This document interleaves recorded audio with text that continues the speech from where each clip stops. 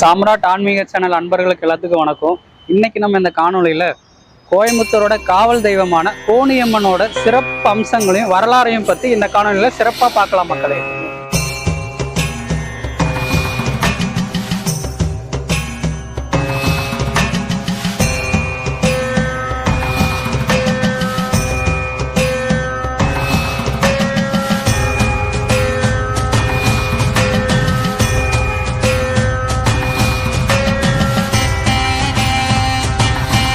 கோயம்புத்தூர் கோணியம்மன் ஆலயம் மிகவும் தெய்வீகத்தன்மையும் சக்தி வாய்ந்த ஆலயமாகவும் அமைஞ்சிருக்கு.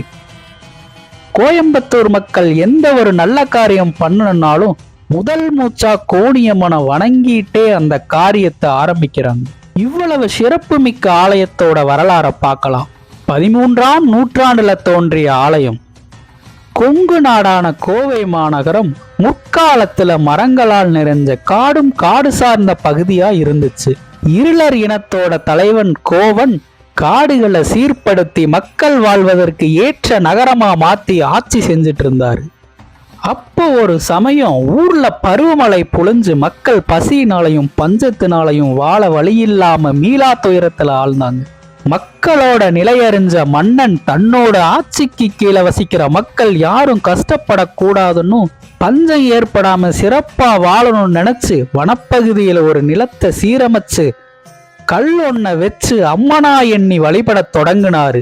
அந்த நிகழ்வுக்கு பின்னாடி மழை பொழிஞ்சு விவசாயம் செழிச்சு பஞ்சம் நீக்கி ஊர் மக்கள் எல்லாரும் செல்வ செழிப்பா வாழ்ந்தாங்க. இந்த தாய் தான் நம்ம கஷ்டத்தை எல்லாம் நீக்கி நமக்கு நல்ல வழி காட்டுச்சுன்னு அவங்க எல்லாரும் குலதெய்வமா எண்ணி கோயில் கட்டி கும்பிட ஆரம்பிச்சாங்க. கோவன் மன்னன் ஆட்சி செஞ்சதாலேயே கோவன் புதூர்னு அழைக்கப்பட்டது. பிற்காலத்துல அது கோயம்புத்தூரா மாறுச்சு. கோவன் மன்னன் ஆட்சி முடிஞ்சு பல ஆண்டுகள் கழிச்சு இளங்கோசர் மன்னன் ஆட்சி புரிஞ்சாரு. நாடு செல்வ செழிப்பா இருக்கிறத பார்த்து சேர மன்னன் ஒருவர் படையெடுத்து வந்தாரு.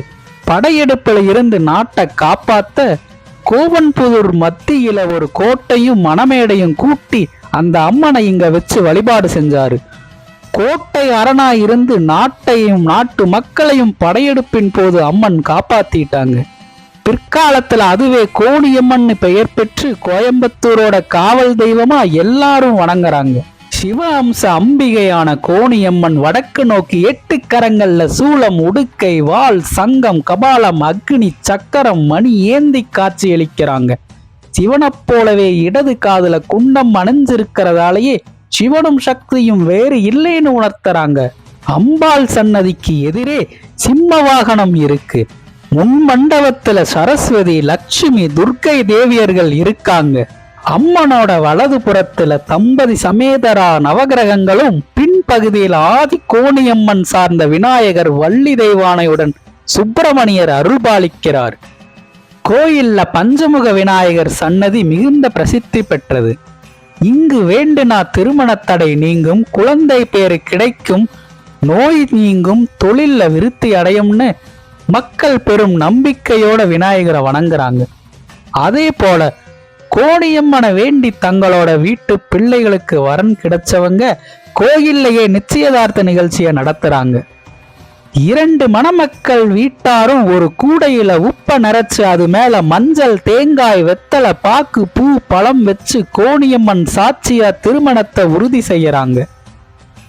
மாசி மாசம் 14 நாள் நோன்பு சாட்டி தேர் திருவிழாவை மிக விமர்சையா கொண்டாடுறாங்க.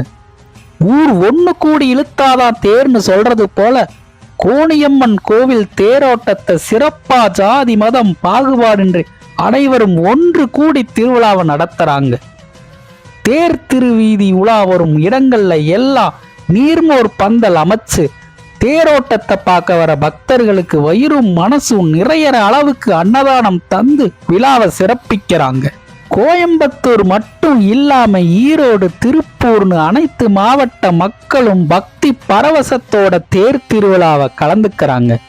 இத்தகைய சிறப்புமிக்க ஆலயத்தை ஒரு முறையாவது வந்து அம்பாளை தரிசிச்சு தாயோட அருளை பெறுங்க. இவ்வளவு பிரம்மாண்டமான கோணியம்மனையும் அதோட சிறப்பு வரலாறையும் சிறப்பு தேரோட்டங்களையும் இங்க நடக்கிற விசேஷங்களையும் இந்த காணொலியில பார்த்தோம். இது போல தமிழகத்தில் இருக்கிற எல்லா திருக்கோயில்களையும் அதோட பெருமைகளையும் சிறப்பு அம்சங்களையும் பற்றி பார்த்துக்க நம்ம சாம்ராட் ஆன்மீக சேனலை எல்லாரும் சப்ஸ்கிரைப் பண்ணுங்க மக்களே.